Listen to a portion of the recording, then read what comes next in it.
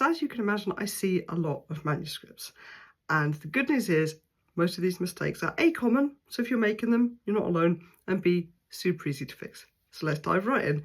Mistake number one is giving too much preamble, too much context, and this can be true of any scene, but it's often especially true in the first scene of a book. Now, I get it because I am a context giver.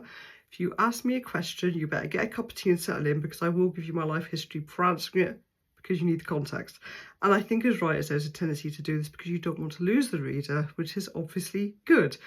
But it can spill over into where you're giving too much context and you're not getting to the heart of what the scene is about, what's actually happening.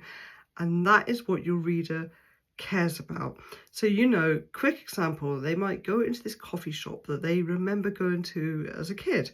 And maybe it's relevant to the scene because maybe they're meeting an old friend there that they used to go to school with.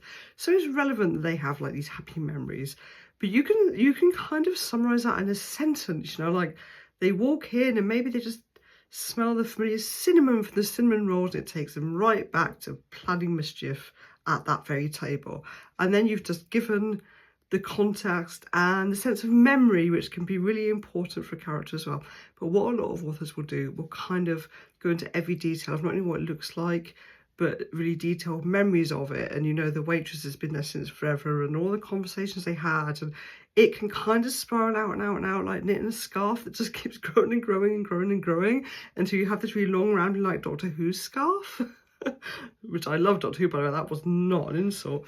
When what you really want was like a sort of neat, tidy little bow that just kind of like gave the right impression and then moved on. It's a really common mistake to make. So just be mindful of how much context you're actually giving, and be aware that often you can give an amazing amount of context with just a couple of sentences.